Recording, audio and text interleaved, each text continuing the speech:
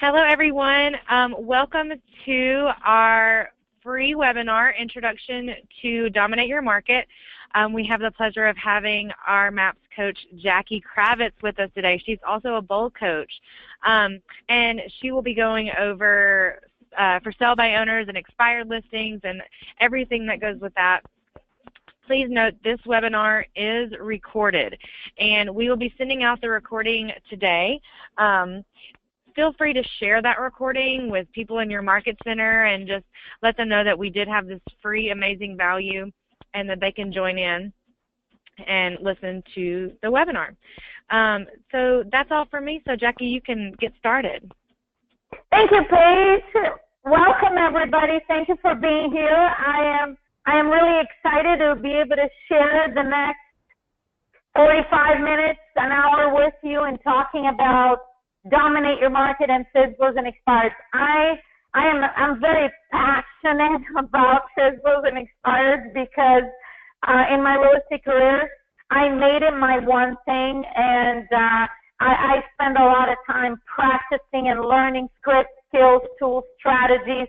And Dominate Your Market is a group program. It's a 3-month program. I'll talk a little bit more about it at the end of the call. It's a 3-month program where you get an hour call every week. I am on those calls sharing with you how I listed 150 FSBOs and Expireds a year for several years and sold about 125, 30 homes a year, all from FSBOs and Expireds.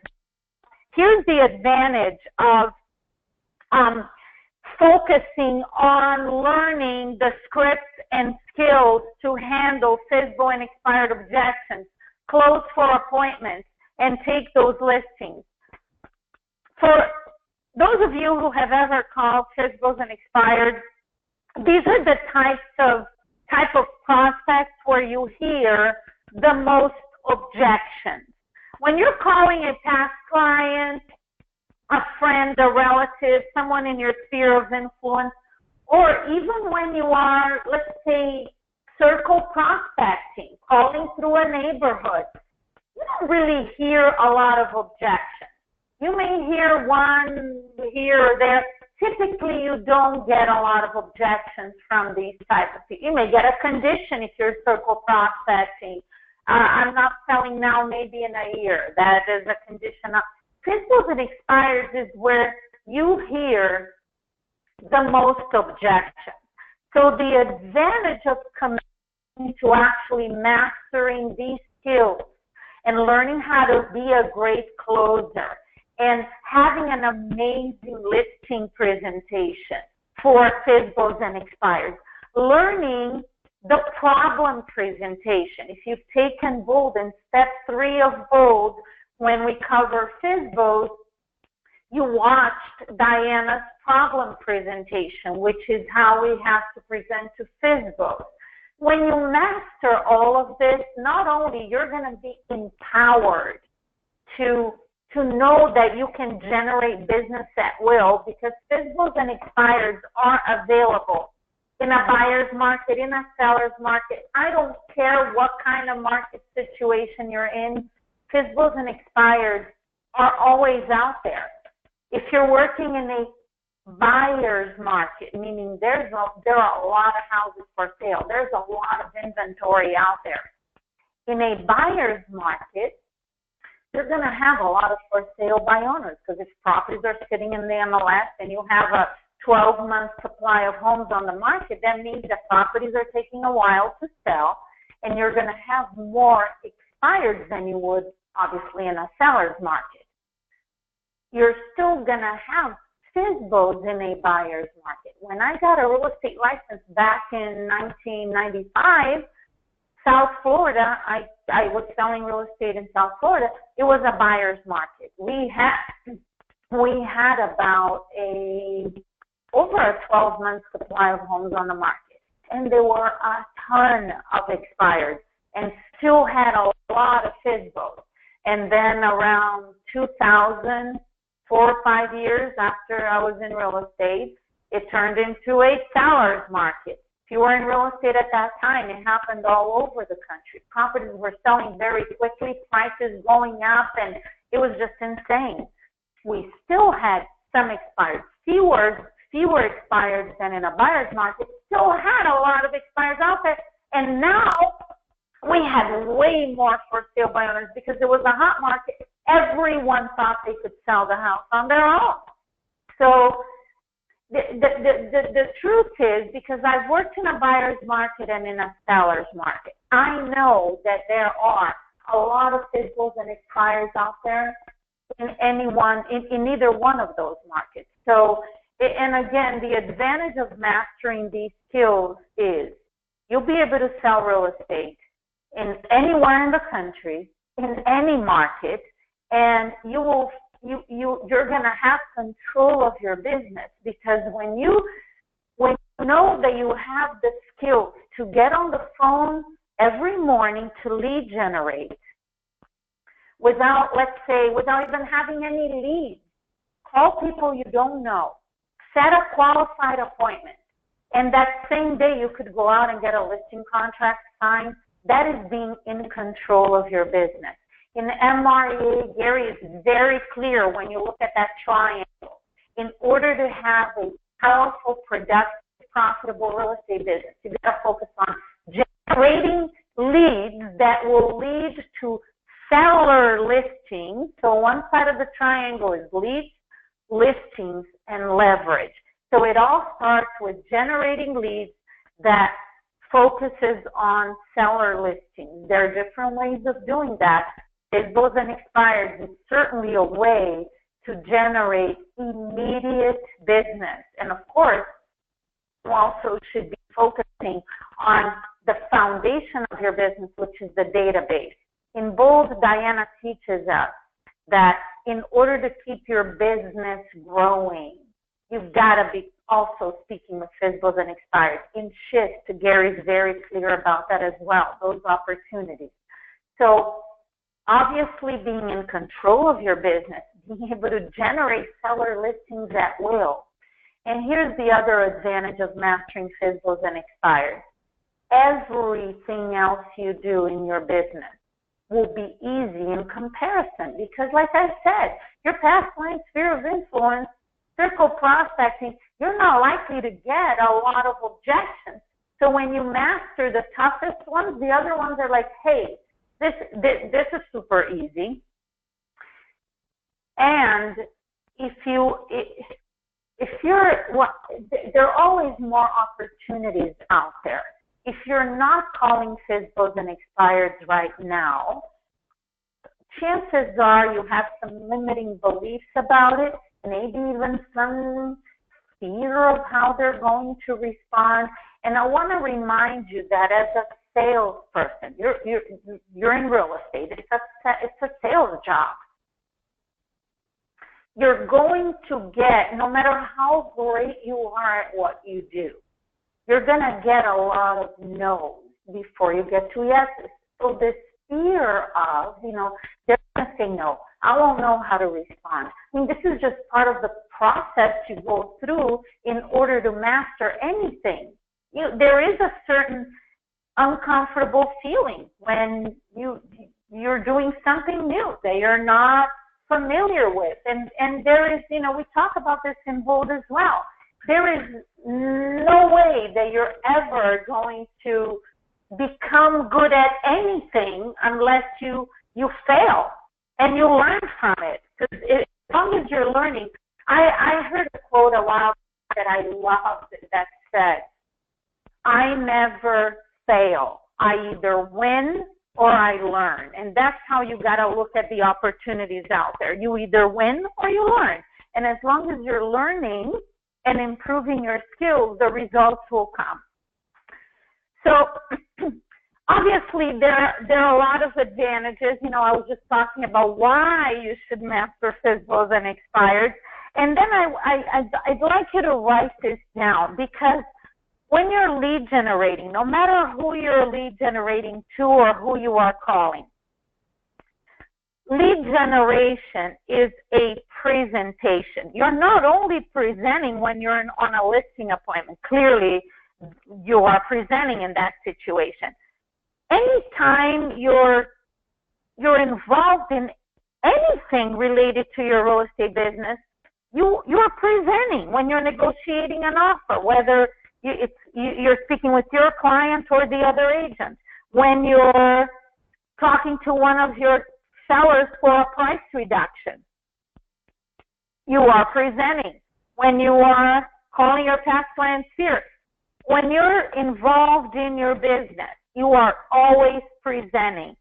And this bold law logic, it's so hard to pick, right? I was choosing some bold laws to include in this PowerPoint. It's like, I love all of them. Logic makes them think and emotion makes them act. Write this down, because a great presentation has both the logic and the emotion. The logic comes from the script that we give you. When you look at every bold script in Dominate Your Market, we give you additional scripts for FSBOs, Expireds, handling objections, closing. You're going to get all of that when you sign up for the program. So the logic is in the script. It's a series, when you look at all the scripts, it's a series of questions that are written in a way that lead the client to a logical conclusion. When you look at Diana's listing presentation, which is just a brilliant presentation, it's a series of questions. There are some, obviously, times when there's more of a statements being made, especially in the pricing presentation, and there are always questions to engage the seller.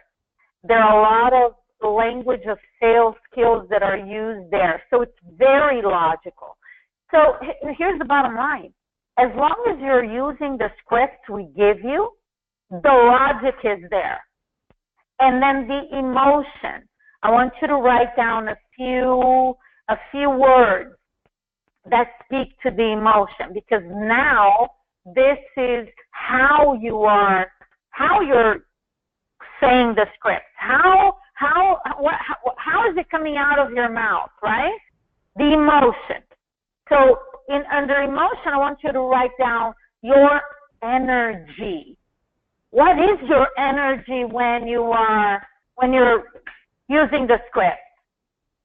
How about your enthusiasm? Remember the video we show you in Bold of Mo? When you act enthusiastic, you will be enthusiastic. So your energy, your enthusiasm, your passion, your confidence.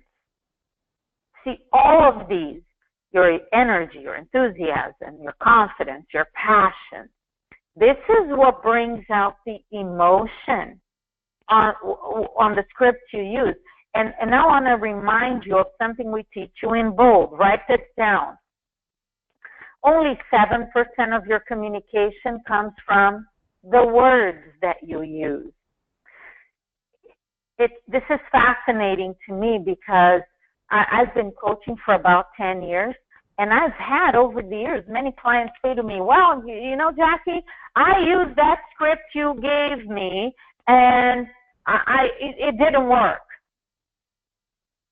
Why? Why didn't it work? Because the script, the words, only 7%. The question is, how are you saying this script? What is your energy, your level of confidence? How passionate are you? How much enthusiasm do you have when you're saying the script? That's what's really going to make the difference, because 7% comes from the words, 38% from your tonality, and 55% from your body language. So how you are delivering the script is what's going to cause them to take action.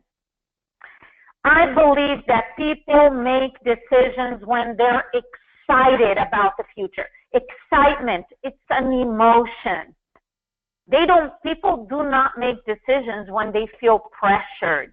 Actually, when they feel usually, and I'm the same way, and I'm sure you could relate to this.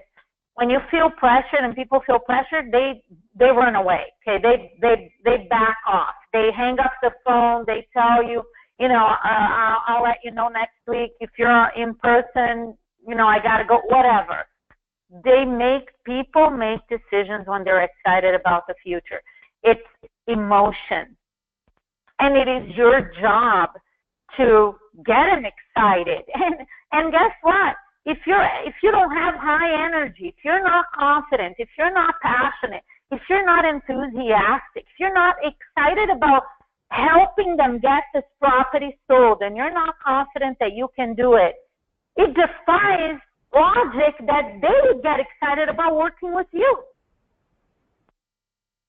I want you to examine really all of this in terms of how are you presenting, because clearly it makes a huge difference in how people respond. So again, in Dominate Your Market, this is one area that we focus on a lot. I do a lot of role playing in this program, and the calls are recorded. So not only do you listen to it, you could go back and listen to it again and again and again and transcribe the role plays, which is of incredible benefit. When my first several years selling real estate, I spent so much time transcribing great role plays that I would be involved in with coaches that I've had, with role play partners, because when I'm transcribing, when I'm listening to these recordings again and again and again, I'm listening to how it is being said. If I just have a script in front of me, I'm looking at our words. Actually, I would imagine that you could relate to this. It's happened to me so many times where, let's say I'm on a call and somebody's role-playing a script, or even not even a call. I may be listening to something on stage at a mega camp, and there's an agent up there with Gary being interviewed, and they role-play a certain script. And I hear it, and I go, wow, that was amazing. And I write it down. I write the entire script down. And then later, the next day, I'm looking at my notes, and I read the script that I thought was so incredible. And then when I read it from my notes, I go, oh, really, it's not that great. This has happened to me so many times. When I'm looking at the words, and I'm thinking, this wasn't all that exciting. It seemed so exciting yesterday when I heard it. Right now, I'm reading the words, and I don't even think I'll use it. Why? What has been taken away that I don't have anymore? How it's being delivered. All I'm looking at are words, and the words are not that impactful unless they're being delivered with, the emotion that gets people to take action. So I'm going to give you now the 5 steps to handling objections. If you've heard me speak at some event, or if you've taken Dominate Your Market before, you probably heard me talk about this, the 5 steps. In bold, there's a step in bold one where we cover objection handlers, and we share with you 10 or 12 points on handling objections. I don't remember how many right now. And these 5 steps are in there. I'm putting this in a certain order so you could understand there's a system actually for handling objections. Step number 1 is listen intently to what they're saying. The key here in step 1 is when they're giving you the objection, you cannot be in your head thinking about what you're going to say next. And as human beings, we do that. The tendency we have, the default we have is when we hear an objection, we can't wait to just say something, okay? And especially if it's an objection, the handler far. You know how to deal with it. While they're speaking, you're already thinking about how you're going to respond. That is a huge mistake, because step 2 in handling objections powerfully is always repeat and approve what they said. That's step number 2. Step number 2 is not handle the objection. So again, the tendency is you know, how quickly can I start handling this? Sometimes even interrupting them while they're speaking. And what happens when we're in our heads and this is going on, they don't feel like we're listening. They don't feel like we understand them. They don't even feel like we care about what they're saying, because if we're interrupting, clearly we don't care. And the challenge here is that if they don't feel that you're listening and you understand, they're probably going to bring that objection up again, because they want to be heard. In Bulls, Diana teaches us, everybody wants to look good and be right. And until you make them, until they feel like you're making them right, first of all, not only they're going to repeat the objection because they want to make sure you heard them and you acknowledge them and they feel understood. The other challenge is that until they feel that you heard and you understand, you don't have any influence over them, meaning whatever you say, it's like talking to a wall. The same way that they don't feel like you heard them, when you speak, they're not going to hear you. They're going to object again.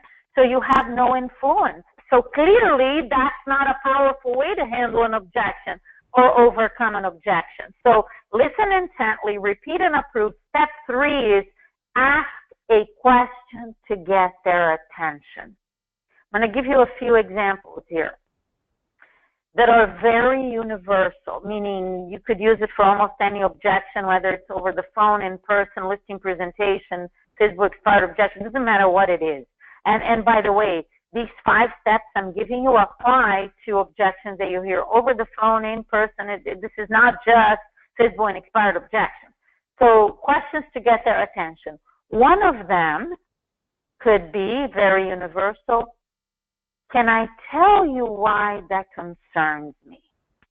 Think about it. You could use that question for almost anything. Here's another one. May I tell you why that will actually end up costing you money? And another one, it's actually not a question, it's a way to structure a question that I happen to use a lot. The structure is, if blank, would you blank? It's a very powerful way to ask a hypothetical question. If blah, blah, blah, would you blah, blah, blah? If I can show you, here's an example. If there was a financial benefit for you to hire me instead of selling it on your own, would you consider it? If blank, would you blank? If there was an advantage for you to work with me instead of that agent that you have in mind, would you be open to it? So if blank, would you blank? And you could fill in the blanks. If they're on the pre-qualifying script, during our appointment, when you're pre-qualifying, if what I say makes sense and you feel comfortable and confident that I can sell your house, would you be ready to list it with me today? If blank, would you blank? Okay. Again, the tonality is always critical, because if you ask a question and you okay, watch the tonality. If you thought that would be an advantage for you to list with me instead of that agent, would you do it? Totally different than the tonality I had when I used the same if blank, would you blank earlier. The response is going to be completely different, because the tonality with the latter one that I just gave you, it's almost like condescending, challenging them. It's something that people are not going to respond well to. So you could see that the words are not as important as to how you're saying the words. Finally, step number 4 is handle the objection. And step 5, which real estate agents typically leave out, and it's a huge mistake, is close. Diana has always taught me that over the phone, you don't want to handle objections. The most powerful way of handling objections is in person, although sometimes over the phone you might have to handle the objection. I've given you the 5 steps, and again, in Dominate Your Market, we'll go through this again and go through it a lot because I do a lot of handling objections over the phone, so you would see how it's done. Over the phone, many times, you can skip the actual step 4, which is handle the objection. You listen intently, you repeat and approve, you ask if blank, would you blank, or you ask a question to get their attention. And when they say, well, what do you mean? What is the advantage? Or how could you be of benefit? Or what do you mean if I hire a discount agent, it will cost me money? You skip step 4 over the phone and you just close, and it sounds like this. Watch. So you ask the question to get their attention, and then they say, well, I don't know how you could possibly do that. And then you say, that's exactly why I'd like to meet with you for just 30 minutes. I can stop by today at 3 o'clock, or would 4 work better for you? So you could see how I didn't handle the objection. I just closed. It's magical, okay? Because all of a sudden, these calls to FSBO and Expireds is going to be a lot easier. You're going to be able to set appointments. Now, you got to learn you got to master your listing presentation and your problem presentation to a for sale owner so you can get in front of them and show them the value in hiring you. I graduated a bold class in Newport News, Virginia last week, and in the morning sessions, which I typically do, we were covering a little bit of the material that I'm giving you right now, and we were doing some role playing, and one of the agents said, you know what, I know that if I call FSBO and Expireds and I follow what you just gave me, I will get appointments. They're going to say yes. And I'm worried because now they're going to say yes, and when I get there, what do I do? How do I show them that I'd be able to benefit them financially? How do I show them that hiring a discount agent is actually going to end up costing them money? Well, this is where mastering objection handlers and mastering your listing presentation comes in. Okay? Being a great listing agent is really focusing every day on getting better and better and better at all of these skills. And hey, I gotta say this to you because when I got a real estate license almost 22 years ago now, I had no clue what I was doing.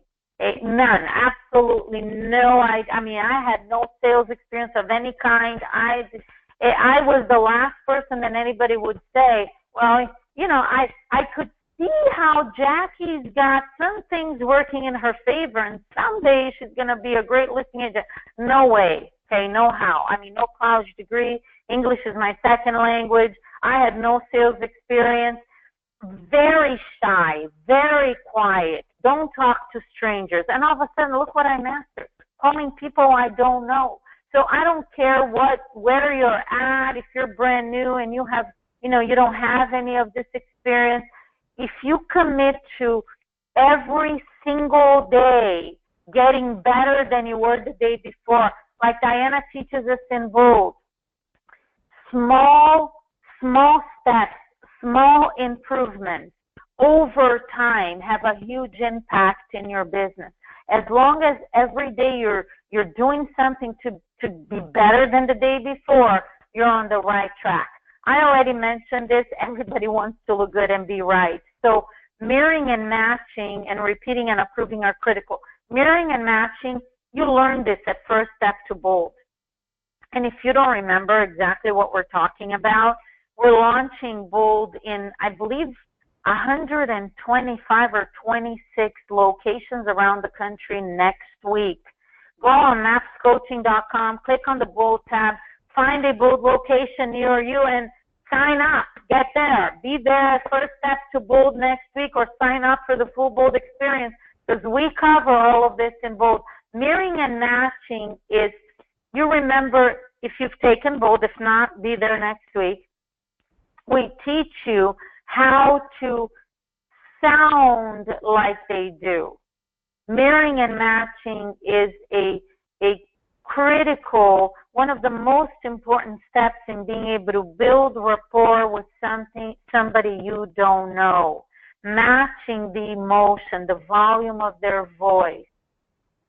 And again, it really is, you don't sound exactly the same with everyone you talk to, because when you sound like they do, it creates unconsciously for them, you become familiar.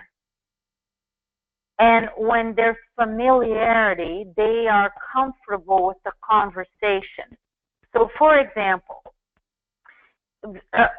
one very easy example, most expires when they first come off the market, the day after their property expires in the MLS, they're not happy people. And they're getting calls from a lot of real estate agents. So when you call and you expired, unless you're like the first one to talk to them, because they may not even know the house expired. If you're like the 5th, 10th, 20th agent to call, they're caught on that the phone's going to be ringing off the hook this morning. They're not happy. So they answer the phone. They may sound really frustrated, sometimes angry. And it's not only because the phone's been ringing off the hook for the last who knows how long, this entire morning. It's also because they said they were on the market for 6 months and the house didn't sell. So I wouldn't be happy, neither were you.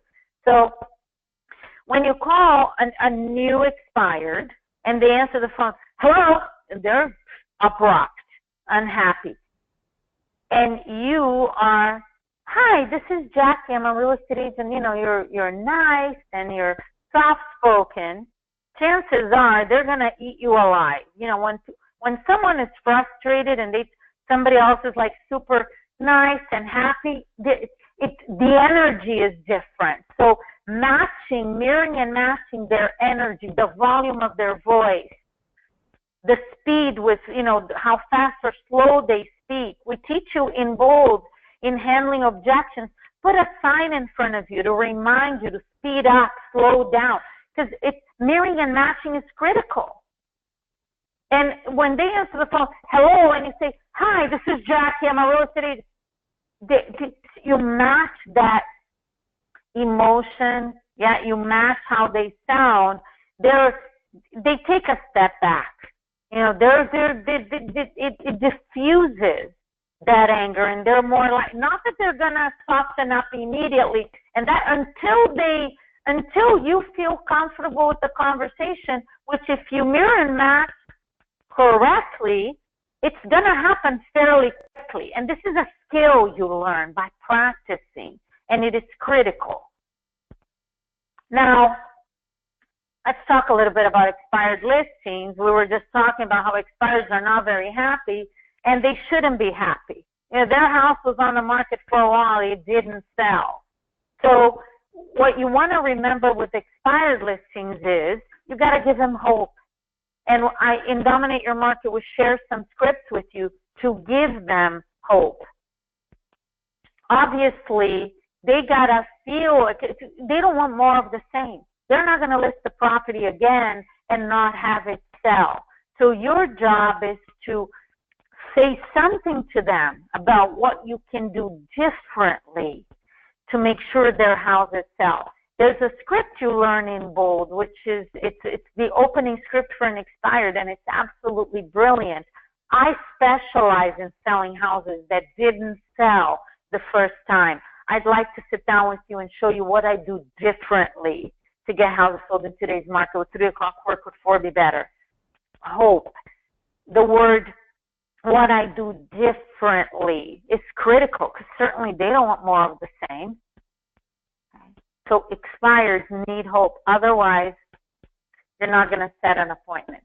For sale by owners.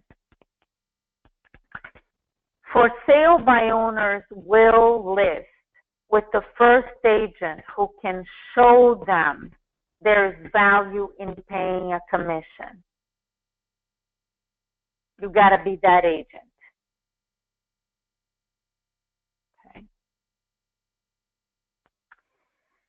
There's two approaches with for sale by owners. One of them is you can keep calling them until, you call, you follow up.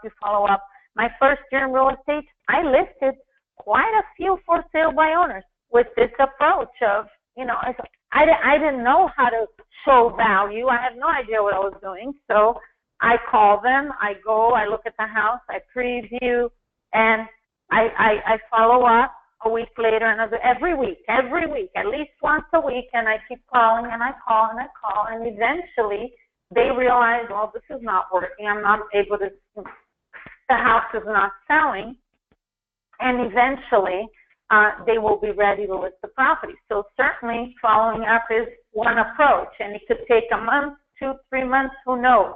If you're working in a buyer's market, which is when I started selling, it was a buyer's market, that works because even the properties that are in the MLS are not really selling, so FSBOs are not going to sell either.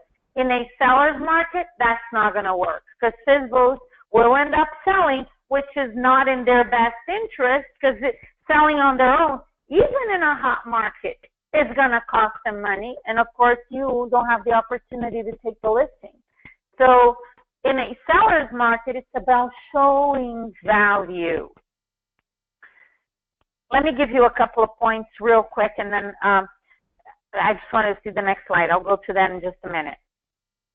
Diana teaches us in both the problem presentation. FSBOs have problems. They just don't know they have them. Diana says on her video, on your way home from work today, will you stop at Home Depot and buy a drill? And you're thinking, why would I buy a drill? I don't need to make a hole on the wall. I don't need a drill. So agents, for sale by owners, will they hire an agent and agree to pay a 6% commission? No, because they don't feel they need it. If they felt that they needed an agent, they wouldn't be selling on their own. There are agents everywhere. They just walk into a real estate office, someone else my property. There you go. So clearly they don't see the need for an agent. Helping them understand that they have problems that you can solve is how you're going to take these listings. Write this down real quick. What are some of the problems that FSBOs have? Number one, a lack of exposure. In Dominate Your Market, we'll go through this in detail so you understand why, no matter what they do, they lack exposure and how you're going to be able to create more exposure. And this is critical because creating more exposure creates more demand. And basic law of economics, more demand equals more money, law of supply and demand. So lack of exposure. Second problem is they're dealing with bargain hunters. What does that mean? With buyers that are looking for a deal. In Diana's video, she goes through the 4 types of buyers, which I go over with you again and Dominate Your Market in detail. Usually the buyers that are going after FSBOs are the investors that know they can save money because the seller's not paying a commission. They're dealing with problem number 3. They're dealing with unqualified buyers. So are you, by the way. According to NAR, only 4% of all the buyers that call you and call FSBOs every day are ready, willing, and able. So you know, again, stats and information to back up, evidence to support what you're saying to them. This is all part of a powerful problem presentation to a FSBO. Problem number 4, they have no negotiating skills. Now, they think they do. You and I know they don't. Problem number 5, legal liability. And finally, the last one, security. I got a real estate license 22 years ago by mistake. I wanted to sell my house. Let's put it out there as a FSBO. Month and a half, 2 months later, the house wasn't sold. I figured, you know what, go get a real estate license so I can list the house, and I will be my own listing agent so I could save 3%. I had no intentions of making real estate a career. So I understand I look at it all. I look at all of that now, and it's like so ironic. And that's how I ended up actually mastering, because I was a FSBO myself. When I think about the security situation, I don't know what in the world I was thinking of ever putting my house for sale by owner and allowing complete strangers to just walk through my house. I mean, I was out of my mind, okay? So, and it had no clue about any of these problems. So I want you to think about it. I've given you a list of problems that FSBOs have. Do these problems cost them money? Yes, absolutely, 100%. There is no question about that. Can you solve those problems for them? Absolutely. So a powerful FSBO presentation and problem presentation is helping them understand that they have these problems. They don't know they have them. They don't think they have them. You and I both know. So see, helping them understand they have these problems cost them money, and by solving the problems for them, you will get them more money and more than make up for the commission you charge. That is how you show value. That is how you list FSBOs immediately. That's how you get appointments with FSBOs on your first call and go out and take listings versus following up until they get tired of what they're doing. Okay? So dominate your market. The program, the next session starts on Friday of this week, October 6th. It is a 3-month program, 1 hour a week. I'm going to spend 1 hour talking to you about how to master the skills, the tools, the strategies, the objection handlers, close present to FSBOs and Expireds, which again is it's gonna help every aspect of your business get better and be a lot easier. So it's 12 1-hour calls. It's a 3-month program. The total cost of the entire 3 months is $297. It's a gift. You're going to get so much value. You know, the same value that you offer FSBOs.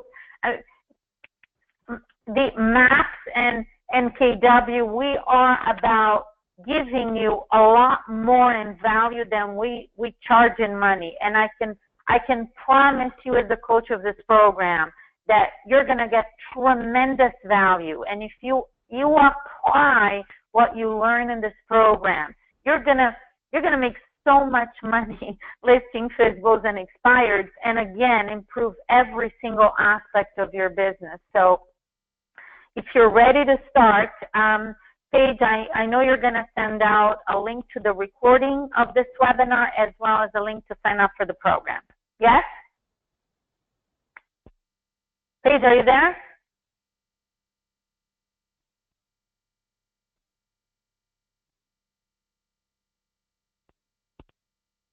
Hang on, guys. Let me find Paige here real quick so she can also help us with Q&A on the call.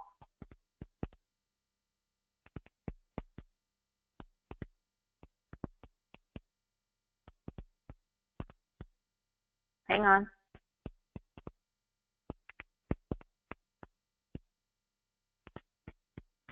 I just texted her, so let's see if she joins us here real quick. Hang on.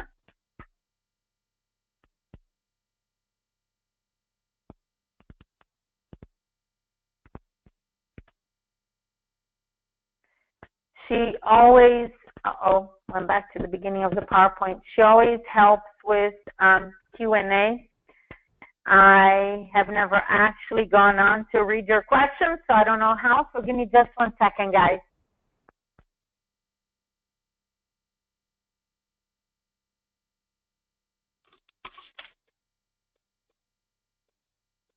Jackie?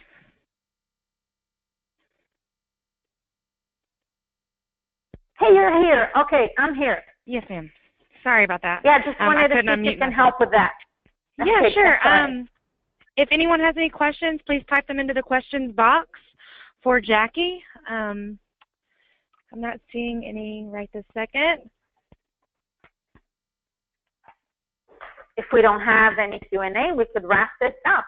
I already talked about the program. The last thing I mentioned to them, Paige, is that you will be sending out a link to the recording of the webinar as well as a link to sign up for Dominate Your Market. Is that correct? Yes. Okay, beautiful. We have one question. Is the program going to be interactive? The answer is yes, absolutely. Actually, I don't, because obviously when you're in these group situations, there's always background noise. So what I typically do in the beginning of the call, I mute all of the participants, and then I ask for, if you're in a quiet spot, which I highly recommend you find a way to be in a quiet spot during the call. You can unmute yourself, and yes, I do most of the talking because I'm teaching and coaching, and I do a lot of role plays. I ask for volunteers to role play. There's Q&A time, so yes, it is interactive. Okay, great. Here's one more from Jason. What would you consider a qualified appointment? A qualified appointment is one where, when you look at the bold pre-qualifying script, which is the same one that in Dominate Your Market, I'm going to ask you to use. There are a few items on a pre-qual script that are critical. And we have, in Dominate Your Market, we have an entire 1-hour call that I talk about pre-qualifying. So we'll cover this in detail. Pre-qualifying is about learning about their motivation. Is there, and by the way, FSBO and Expireds typically, they downplay their motivation. You know, I don't like to use the word they lie about their motivation. The reality is they do. They downplay it because they don't think that telling you that they're desperate to sell the house is actually going to work in their favor, which is understandable. So it's always like, well, I'm not in a hurry. You know, if I don't sell it, I'll rent it. So they don't really sound very motivated. Pre-qualifying is about digging and asking questions, not only the basic questions that are on the script, additional questions, so you can learn about their motivation. Learning about their financial situation. Okay, how much do they want to list the property for? What do they owe on the property? Making sure there's no condition and they're not upside down. So a pre-qualified appointment is a motivated seller that is able to sell. You want to make sure that all the decision makers are present. And then finally, which for me is like my favorite pre-qualifying question, and this is how you know you're going on a qualified appointment, okay? When I see you, if what I say makes sense and you feel comfortable and confident that I can sell your house, will you be ready to go ahead and list it with me today? And when you hear a yes to that, oh yeah, that's a qualified appointment, okay? And I know the motivation is there, financial situation, the decision makers are there. That's a beautiful appointment. Again, the challenge is that a lot of times when you ask that question, they're going to say, well, you know, I don't know. We'll see it when we'll see what you have to say. Or you know, I'm interviewing other agents. You may hear some sort of like, you know, not a definite yes. There's going to be some kind of like objection. So then, you know, and I'll teach you this in Dominate Your Market too through role plays, and we're going to discuss this. When you hear anything other than a solid yes, it's an objection. So you listen intently, you repeat and approve. Okay, so let's say, well, I'm going to interview other agents, and I completely understand. So Mr. Seller, what you're going to be talking to, and then you ask more questions. You're going to repeat and approve, and then you're going to ask questions. Do you have the appointment set? Have you chosen the agents? In the process of interviewing agents, tell me what specifically are you looking for in the agent you hire? So when you hear anything other than a solid yes, your job is to keep asking questions so you understand what you have to do to take the listing when you get there. And you know, I'm giving you like rapid fire information here because I know we have limited time. That would be a qualified appointment. Okay, when you know they're going to be ready to list when you get there. Do we have anything else, Paige? One more from Jackie, from another Jackie. I missed one of the percentages. 7% of communication is words, 55% is body language, and what was the other? 38% tonality. Great. Mm-hmm. Okay, so that looks like we'll be wrapping up this webinar today. Thank you all so much for all attending. Again, the recording will be sent out today to all those that did attend and anyone that missed. Please feel free to share that link with anyone in your market center. If you have any questions, email us at fasttrack@kw.com, and we look forward to seeing you soon. Thank you. Thank you. Thank you, Paige. Bye, everybody. Thank you again. Bye.